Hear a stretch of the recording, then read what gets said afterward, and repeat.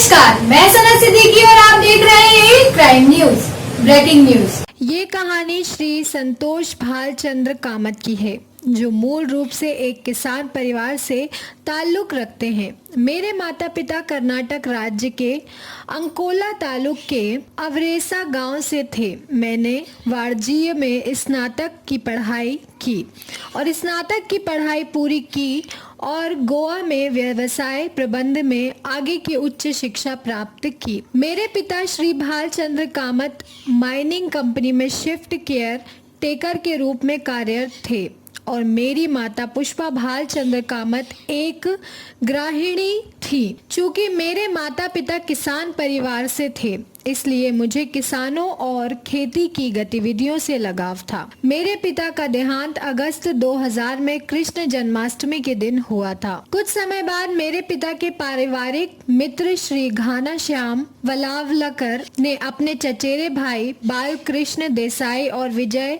हसबनीस के माध्यम से विपणन और बिक्री के कैरियर में कदम रखने में मेरी मदद की।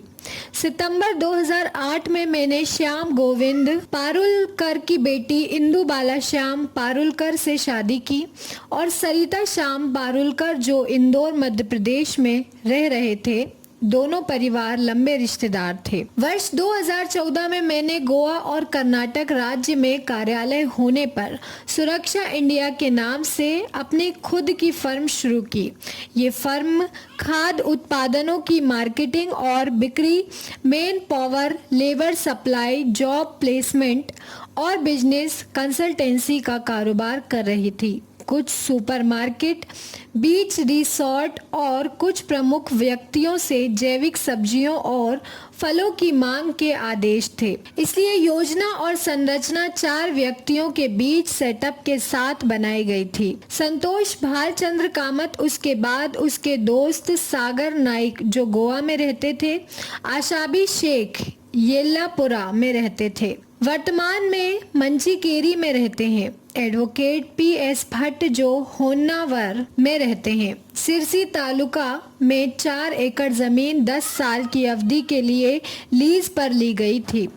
साथ ही 25 एकड़ जमीन हिरेक्रूर, बनवासी, हावेरी, राणे बन्नूर और होन्नावर से अनुबंध के आधार पर ली गई थी। सिरसी तालुका में ली गई 4 एकड़ भूमि को पूरी तरह से जैविक बनाया गया था और ये परियोजना 15 अगस्त 2016 को भारतीय स्वतंत्रता दिवस की पूर्व संध्या पर शुरू की गई थी और इसे आशाबी शेख और बालकृष्ण देसी के प्रबंधन के तहत दिया गया था।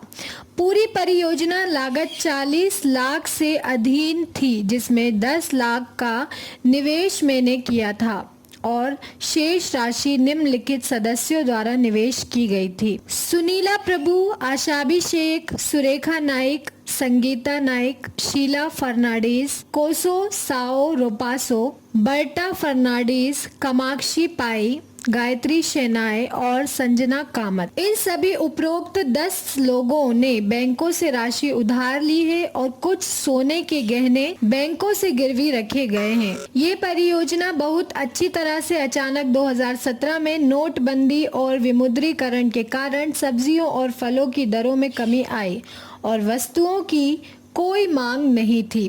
प्रभाव इतना भयानक था कि पूरा धन अवरुद्ध हो गया और कोई विकल्प नहीं था। सभी लोग अपनी अपनी राशि की मांग करने लगे। प्रभाव के रूप में लोगों ने मेरे परिवार के सदस्यों के साथ मेरी पत्नी और मेरे बेटे को परेशान करना शुरू कर दिया। परिणाम स्वरूप मेरे ससुर ने मेरी चिंता के साथ निर्णय लिया कि वे मेरी पत्नी और मेरे बेटे कार्तिक को आगे की पढ़ाई और अपने करियर के लिए अपने स्थान पर ले जाएंगे, जो सिर्फ 8 साल का था। इस स्थिति के साथ मेरे पास रहने के लिए कुछ भी नहीं बचा था और मैं बीमार महसूस कर रहा था और मैं लगभग 15 दिनों तक बिस्तर पर था उस समय मेरी सहयोगी आशाबी शेख और उनकी बेटी तबस्सुम शेख ने मेरे कार्यकर्ताओं के साथ मेरी देखभाल की, लेकिन मेरी तबीयत ठीक नहीं हो रही थी। उस समय मेरे चाचा मामा श्री नारायण कृष्ण पई बेलगाम से मुझसे मिलने आए और सिरसी से बेलगाम चले गए और डॉक्टर श्री गोज खान के तहत इलाज शुरू किया गया। मैं उनके अधीन 3 से 4 महीने की अवधि के लिए धीमी और स्थिर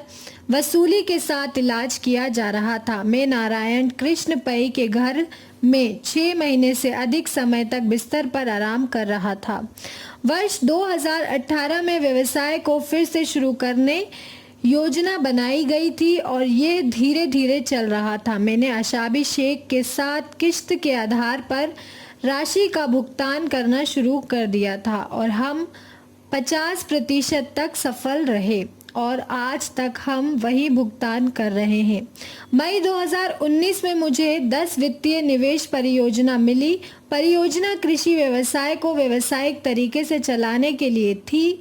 मुझे आश्वासन दिया गया था कि 1 वर्ष में व्यापार की मात्रा 10 करोड़ होगी। उस परियोजना के अनुसार अक्टूबर 2019 में इसकी योजना बनाई गई और चर्चा की गई। कोविड-19 में कृषि आंदोलन के पैंडेमिक स्थितियों के कारण परियोजना को शुरू नहीं किया जा सका और हमें फिर से भारी नुकसान उठाना पड़ा है। इन पिछले 1 सप्ताह में सभी सदस्यों के साथ संवाद किया गया और निर्णय लिया गया कि 16 जुलाई 2022 से काम शुरू हो जाएगा और ये परियोजना भारतीय स्वतंत्रता दिवस के 75वें वर्ष के अवसर पर 15 अगस्त 2022 को लागू की जाएगी। जो सदस्य सुरक्षा इंडिया के साथ जारी नहीं रखना चाहते वे 31 जुलाई 2022 में सदस्यता वापस ले सकते हैं और बकाया राशि का निपटान कर सकते हैं।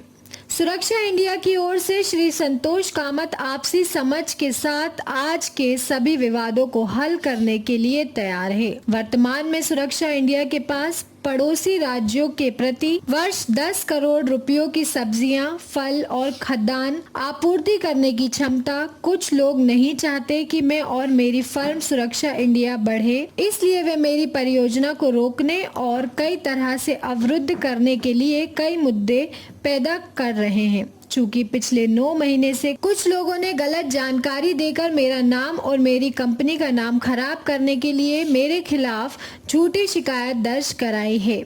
जो भी मामला दर्ज किया गया था और फैसला आना बाकी है। इस प्रावधान के अधीन मेरे पास व्यवसाय करने के लिए सभी वैध और आवश्यक लाइसेंस हैं और इसके संबंध में 2025 तक हैं। मैंने सभी लाइसेंस दिल्ली में अपराध समाचार कार्यालय को जमा कर दिए हैं, जिसे सुरक्षित रखा गया। आज सुरक्षा इंडिया कंपनी सभी लोगों से अपील करती है कि वे आगे आए और न्याय के लिए अपील करें। हम वित्तीय संकट को निपटाने के लिए और व्यापक रूप से परियोजना को फिर से शुरू करने के लिए सभी तरह से कुछ अनुकूल समाधान ले रहे हैं। अंत में सुरक्षा इंडिया आज सोशल मीडिया के साथ साथ प्रेस और मीडिया के सामने प्रतिबद्ध है कि वे इस बार सफल होंगे और भविष्य में सभी को अधिक लाभ और पूर्णकालिक समर्थन के साथ 31 दिसंबर 2022 तक सभी सदस्यों के सभी बकाया का भुगतान करेंगे। आप देख रहे हैं कर्नाटक से क्राइम रिपोर्टर अब्दुल सुभान की रिपोर्ट। ऐसी ही जानकारी के साथ फिर मिलेंगे। देखते रहें क्राइम न्यूज, पल पल की खबर, हर पल की खबर। क्राइम न्यूज, नमस्कार।